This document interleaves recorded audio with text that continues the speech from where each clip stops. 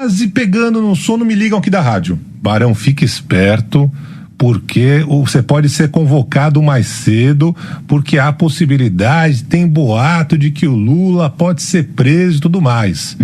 Todo mundo passou a madrugada, já tinha dormido já quase nada, né? Dias, né? O que deu credibilidade a esse rumor, né, Barão? O que deu credibilidade? O fato de que o blog da Cidadania, que é assinado pelo Eduardo Guimarães, ele acertou muito, ele foi muito preciso quando ele divulgou com alguns dias de antecedência a prisão coercitiva do Lula. Antes de começar a edição, quero pedir a você que considere apoiar o blog da Cidadania com vistas à última batalha deste país contra a extrema-direita, que já começou com o julgamento de Bolsonaro e só chegará ao fim ao término da eleição do ano que vem. Eu, Eduardo Guimarães, criei um site político em 2005, exatos 20 anos atrás, para externar minhas análises, mas eu era empresário da área de comércio exterior. Antes fora industrial, mas ao começar a falar publicamente de política, minha visão atraiu muitos leitores. O site se chamava Blog da Cidadania. Devido à minha visão de que o caminho para o Brasil era pela esquerda, atraí muito ódio. Meu trabalho atraiu a atenção do então presidente Lula no seu segundo mandato. Eis que em 2010, no dia 25 de novembro, participei de uma entrevista com ele no Palácio no Planalto. Em abril de 2014 também, em janeiro de 2016 no Instituto Lula, também em 2022 em um auditório, já na véspera da campanha eleitoral, em que ele votaria para o terceiro mandato também, e em 2019 também, quando ele estava preso. Fui o último jornalista a entrevistá-lo e no dia seguinte à entrevista ele foi libertado. Em 2017, fiz uma reportagem que mostrou que Lula seria alvo da 24ª fase da Lava Jato, seria preso e conduzido coercitivamente. Eis que a direita e sua mídia finalmente destruíram a minha vida profissional. Tive que parar minha empresa e então só me restava o site Blog da Cidadania para sobreviver. Esse site foi destruído pelo então governador João Dória, que me impôs uma indenização de R$50 mil corrigidos por um erro de uma pessoa que alimentava o site para mim com notícias. Tive que passar a viver do canal do YouTube e hoje eu luto para manter a minha filha, que é doente, e fazer meu papel como comunicador que o destino me impôs. Preciso da sua ajuda, da ajuda do público, para continuar o meu trabalho. Sua audiência e sua eventual doação me ajudarão a continuar o trabalho cujo mérito é reconhecido por 500 mil de inscritos e por importantes figuras da vida nacional. Eduardo, eu queria dizer para você o seguinte, olha, que a minha relação de amizade com você extrapola a sua relação de entrevistador. Você sabe que amigo a gente escolhe. E pessoas de caráter como você, ao longo desse tempo que nós nos conhecemos, você sabe que qualquer coisa que você precisar, você pode contar comigo.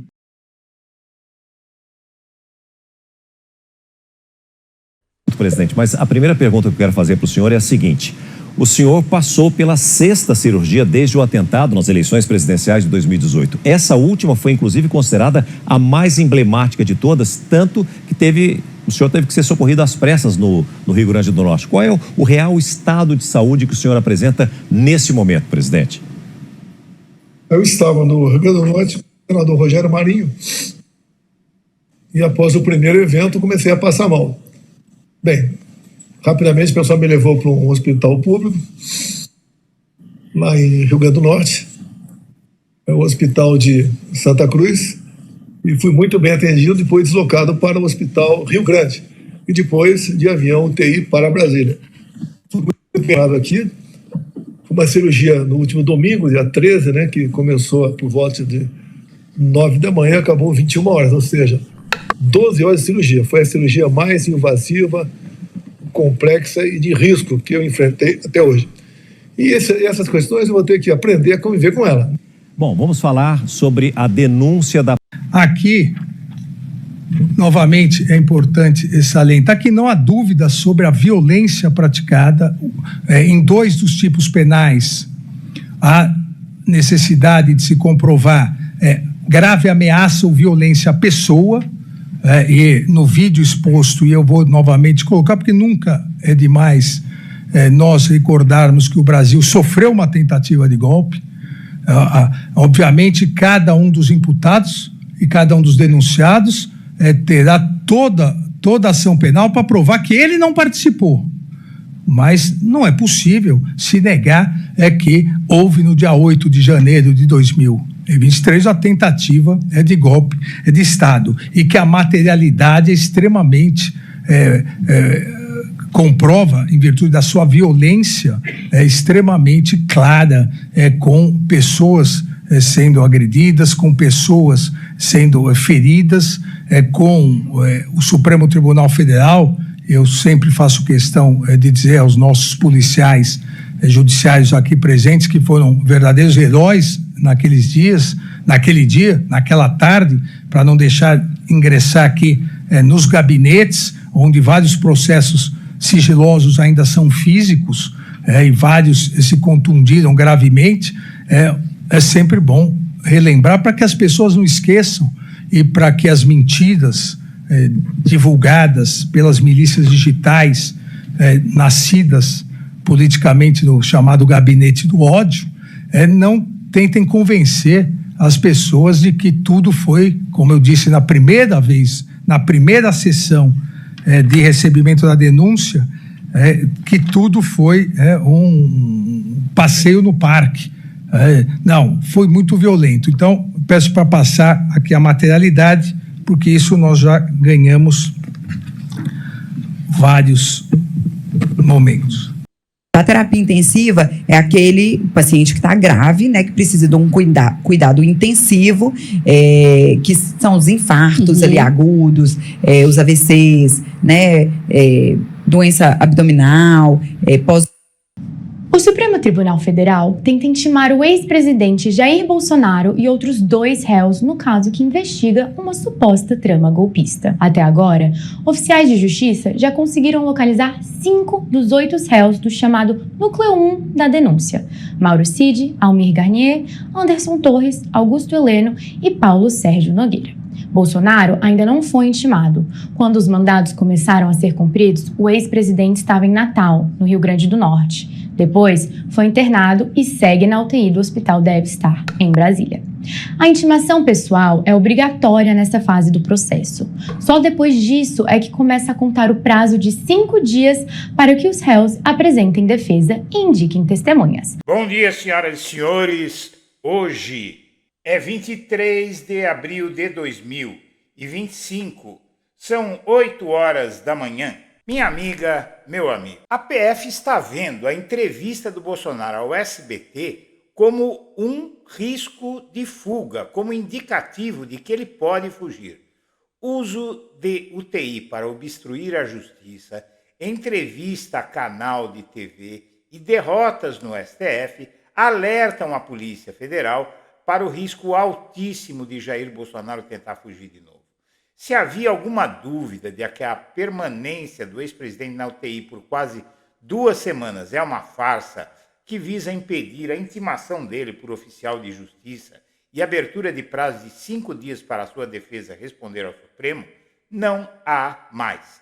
Bolsonaro não teve o bom senso de se portar na UTI como um paciente de UTI, passeando pelos corredores, tirando selfies com a equipe de medicina, de enfermagem, de médicos. Nada disso se compara à entrevista ao SBT que deu na segunda-feira e a live que fez com o filho de Bolsonaro dentro da UTI para promover mais um negócio da família, o ramo de capacetes para motocicletas. Tudo isso comprova para as autoridades judiciárias e policiais que a internação na UTI por quase 1 semana, transformando o setor mais restrito de um hospital em comitê de campanha, nada mais é que nova obstrução da justiça, como a de se abrigar na Embaixada da Hungria após perder o passaporte em fevereiro do ano passado e não ir ao segundo dia do julgamento da denúncia contra si no STF, em 26 de março, por medo de ser preso. Entrevista ao SBT, recebendo uma equipe de TV em uma UTI, é uma afronta ao sistema de justiça e uma confissão de que a internação naquela unidade visa evitar a notificação judicial que abrirá sua ação penal no STF. Tudo isso faz concluir que o risco de fuga de Bolsonaro está cada vez mais alto, justamente porque o julgamento de ontem, na primeira turma do Supremo, mostra que esse julgamento dos golpistas será muito rápido, de modo que Bolsonaro pode fugir a qualquer momento, porque a possibilidade de ele escapar de uma condenação penal duríssima é zero. Os sucessivos boletins médicos do Bolsonaro vêm mostrando que ele se encontra em evolução clínica sem dor, sem sangramento, sem intercorrências há quase 15 dias.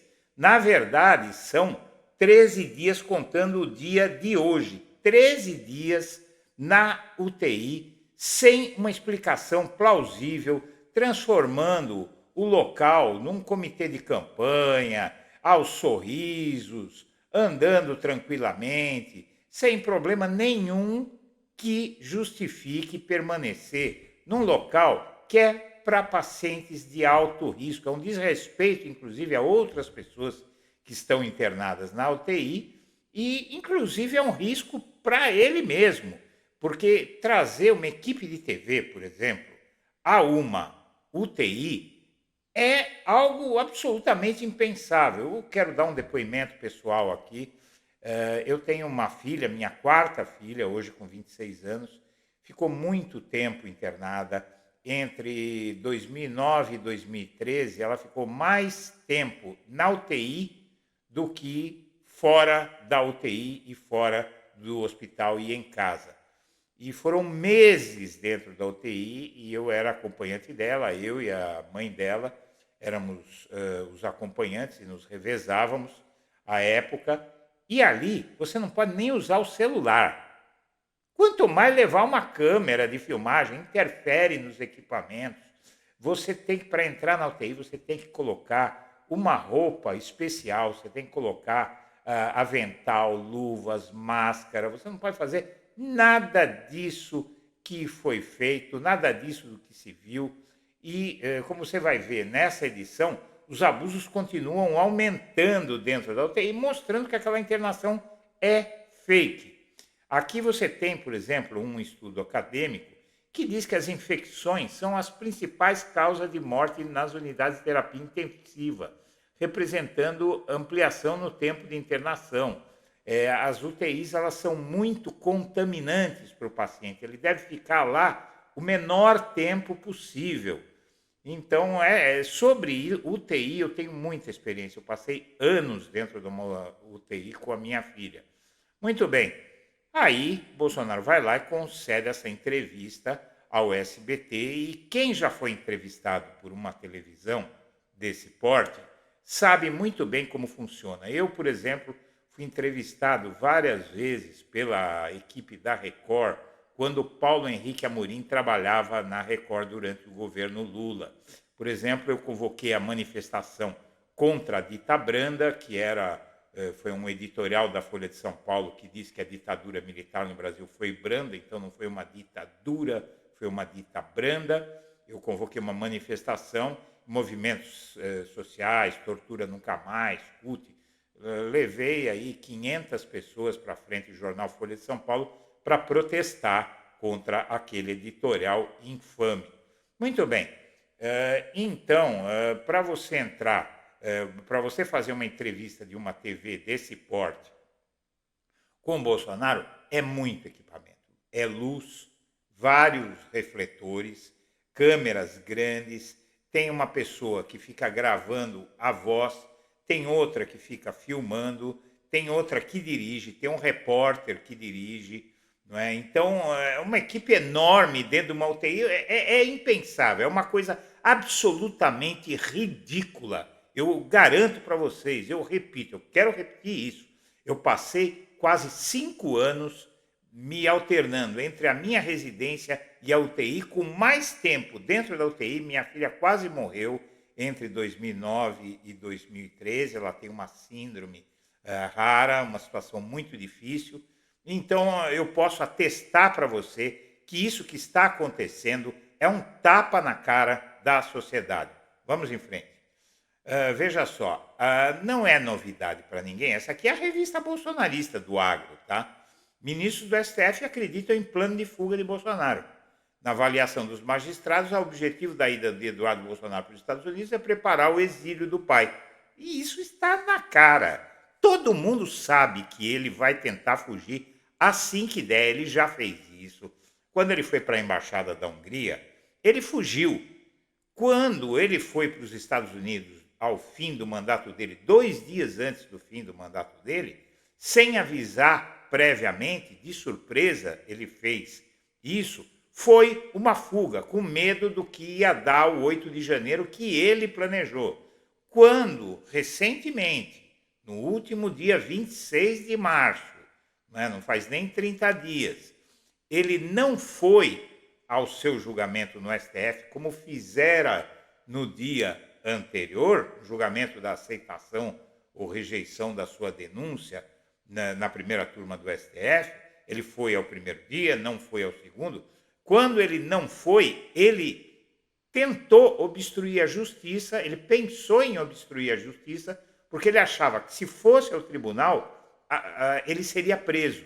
Ou seja, ele deveria ir, e se fosse preso, é melhor você mostrar que estava lá sem razão para ser preso, né? Não ficar em casa. Como ele não foi, ele estava pretendendo evitar a ação da justiça contra si, que ele acreditava que aconteceria. Então, foi também obstrução, uma motivação de obstrução da justiça. Vamos em frente. Inclusive, as autoridades já cogitam por onde ele vai tentar fugir. Né? Então, sabe, pessoal, a gente tem que falar disso recorrentemente, porque a fuga de Bolsonaro seria uma desmoralização, inclusive, para o sistema de justiça brasileiro. Né? Nós não podemos permitir que ele fuja. O STF está muito alerta, está na sintonia fina, porque tem um outro problema. Prender o Bolsonaro agora significa dar razão ao discurso vitimista dele. Então, é uma sintonia fina aí que está sendo feita, não é? Mas essa entrevista ao SBT foi a gota d'água. E depois veio um balde d'água no dia seguinte, que você vai ver agora no fim desta edição. Vamos em frente. O Moraes já citou várias vezes risco de fuga do Bolsonaro, vetou a ida dele aos Estados Unidos, justamente porque as autoridades não têm dúvida de que ele vai fugir. O relatório da Polícia Federal mostra um plano de fuga muito bem montado para ele, que foi feito com a sua anuência, evidentemente, pelo núcleo golpista, para que ele fugisse do país se o plano de golpe que eles estavam arquitetando desse errado. Muito bem, o STF engrossou a lista de réus pela trama golpista com discurso de Moraes contra a anistia, mostrando que não há as saídas que o Bolsonaro acredita que há. Núcleo que teve acusação avaliada inclui ex-auxiliares de Bolsonaro e ex-chefe da PRF. A primeira turma do STF tornou réus por unanimidade mais 6 acusados de envolvimento na trama do golpista de 2022, em julgamento que contou com declaração de Alexandre de Moraes contra a anistia aos condenados pelos atos golpistas de 8 de janeiro. Com a decisão, chega a 14 o número de acusados, e o Moraes disse basicamente o seguinte ontem na entrevista. Ele, depois de passar novos vídeos ainda mais violentos, ainda mostrando uma violência maior, mostrando a turba ensandecida, arrancando policiais de cima de cavalos, agredindo policiais, quebrando tudo, destruindo tudo. Homens fortes, truculentos, gritando palavrões. E o Moraes disse uma frase que vai ficar emblemática. Alguém está vendo alguma velhinha com Bíblia na mão nesse momento? Não é? Muito forte essa frase do Alexandre de Moraes. Então, aí a anistia está sepultada. Eles continuam falando nisso para fazer jogo político, para manter o gado pastando, não é? A trama golpista no STF está muito rápida, tem um ritmo 14 vezes mais rápido que o mensalão e foi acelerado, minha amiga, meu amigo, esse ritmo, depois dos ataques que o Eduardo Bolsonaro, os bolsonaristas em geral, ataques e ameaças que têm sido feitas ao STF, não é? O recebimento da denúncia da PGR contra Bolsonaro e outros 7 integrantes do Núcleo Central foi a julgamento agora em março com uma rapidez muito grande e isso se acelerou mais nesse último julgamento. Por quê? Porque o julgamento anterior demorou 2 dias, inclusive a sessão de ontem, o julgamento de ontem estava marcado para durar 2 dias, não é? Seria no dia 22 e 23, mas foi tudo concluído num dia só, porque eles aceleraram ainda mais depois que o Moraes leu o seu relatório sobre a decisão de aceitar a denúncia contra os 6 réus ontem. Os outros ministros, o Moraes levou 1h40 para ler o seu voto de relator sobre a aceitação da denúncia. Os outros 4 ministros concordaram com ele em 17 minutos, mostrando que há, sim, pressa e que vai ser acelerado o julgamento como uma resposta aos ataques que têm sido feitos pelo bolsonarismo e que foram feitos por 2 veículos da imprensa internacional britânicos, não é? O Financial Times e o The Economist, que inclusive o Financial Times ainda foi na linha de dizer que o julgamento vai vitimizar o Bolsonaro, e daí? Vai vitimizar, então esquece tudo, arquiva tudo. E o The Economist não, já foi na linha de falar em abusos, criticar duramente o Moraes. O Bolsonaro agora, então, diz que vai ter alta na segunda-feira, porque ele sabe muito bem o que é que está acontecendo, ele sabe que não colou, não é? Ele viu ontem no julgamento que não colou essa estratégia de vitimização e que fez, ao contrário, fez o STF acelerar. Então, é mais um plano infalível do Bolsonaro que faliu clamorosamente. Ele esperava que o Supremo se encolhesse por ele estar no hospital e os bolsonaristas estar fazendo orações e etc., todo o noticiário, toda a encenação. Ele viu que isso fez o ritmo do julgamento acelerar. Inclusive, aí houve mais abusos ainda que a entrevista do SBT. Como se fosse pouco, olha só, o Bolsonaro recebe o Valdemar Costa Neto, não é? Dentro da UTI, fazendo contatos políticos. Ele transformou aquele hospital, a UTI do hospital, num comitê de campanha. Isso é impensável, gente. Eu fiquei com a minha filha no Hospital Santa Catarina, aqui em São Paulo, um ótimo hospital que o plano dela garante, né? Um plano que eu comecei a pagar para ela lá em 2000, quando eu descobri a doença dela, né? Então, pagamos a duras penas esse plano só para ela. Eu mesmo, com 65 anos, não tenho plano de saúde, e para minha filha ter esse plano, porque a situação dela é muito grave. Então, nós ficamos naquele hospital, que é um hospital também de ponta, e nesse hospital, em qualquer hospital, eu aprendi muito, já estive em UTI de vários outros hospitais aqui em São Paulo com ela, né? Ela tem 26 anos, são 26 anos de luta. Então, a gente sabe como é em UTI, isso é um absurdo, é uma vergonha, um desrespeito com os outros pacientes, né? Desculpe a minha veemência, mas é de indignar, gente. Quer saber o que ele fez mais dentro da UTI, além de receber o Valdemar Costa Neto? Participou de uma live dentro da UTI do hospital para fazer propaganda de capacete, gente. Vamos lá, vamos nos indignar, é preciso que nós nos indignemos com o que esse homem está fazendo, é uma bofetada na cara da sociedade, não é? Bom, ele viu isto aqui.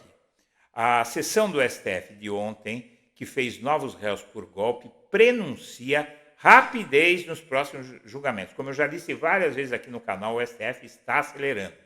Tendência é que sessões reservadas para análise de outros 2 núcleos da denúncia sobre a trama golpista sejam breves.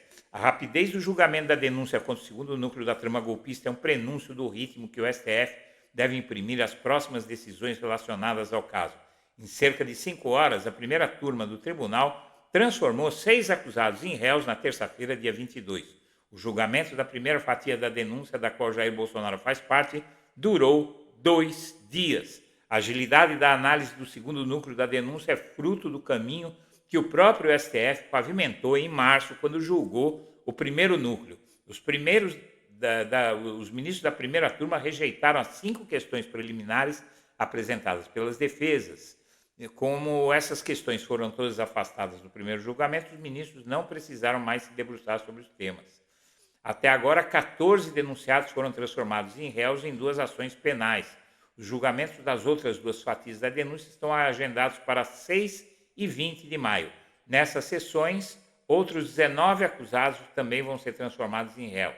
Ficará faltando julgar apenas a parte da denúncia referente ao acusado Paulo Figueiredo, que mora nos Estados Unidos. O STF quer imprimir maior rapidez, não apenas a abertura das ações penais, mas também a tramitação da nova fase processual com a produção de provas e novos depoimentos de testemunhas e acusados. A ideia é julgar o primeiro núcleo Bolsonaro, inclusive até o fim deste ano.